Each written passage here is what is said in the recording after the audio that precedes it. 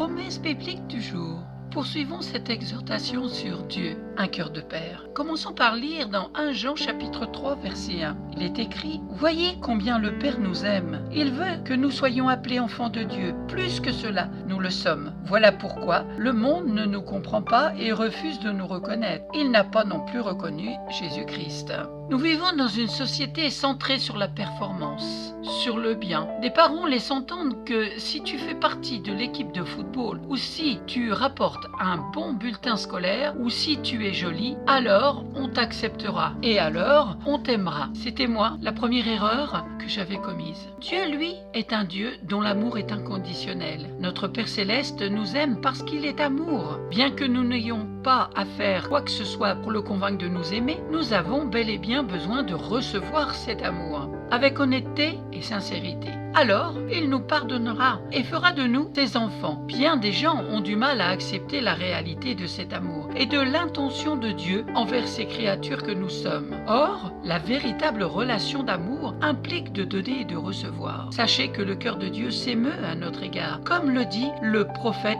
Sophonie, chapitre 3, verset 17, où il est écrit: « L'Éternel, ton Dieu, est au milieu de toi comme un héros qui sauve. Il fera de toi sa plus grande joie. Il gardera le silence dans son amour. Il aura pour toi des transports d'allégresse. » Dieu t'aime tel que tu es. À toi de venir à lui simplement avec honnêteté et sincérité. Dieu nous a prouvé son amour.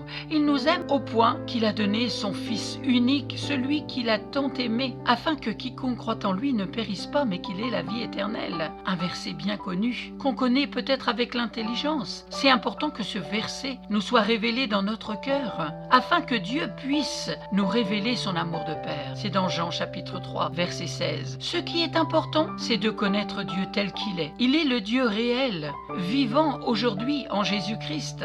Il est bon, généreux, juste et désire ardemment passer du temps avec nous. La volonté du Père, c'est que vous acceptiez son amour et que vous sachiez qu'il vous aime personnellement et que vous êtes unique à ses yeux. Lisons dans le psaume 139, versets 13 à 14. « C'est toi qui as formé mes reins, qui m'as tissé dans le sein de ma mère. Je te loue de ce que je suis, une créature si merveilleuse. » Et lisons pour terminer dans Jean chapitre 20 verset 21 où il est écrit: « Après ces mots, il leur montra ses mains et son côté. Les disciples furent remplis de joie parce qu'ils revoyaient le Seigneur. » Et dans le verset 21, « Et c'est ma prière pour vous, que la paix soit avec vous, leur répéta-t-il. Comme mon Père m'a envoyé, moi aussi je vous envoie. » Merci pour votre attention, merci d'avoir pris du temps pour écouter cette promesse biblique du jour qui, j'espère, vous a fortifié, vous a encouragé. Si vous voulez relire tous ces versets, n'hésitez pas à me contacter, je vous offrirai une Bible. À très bientôt.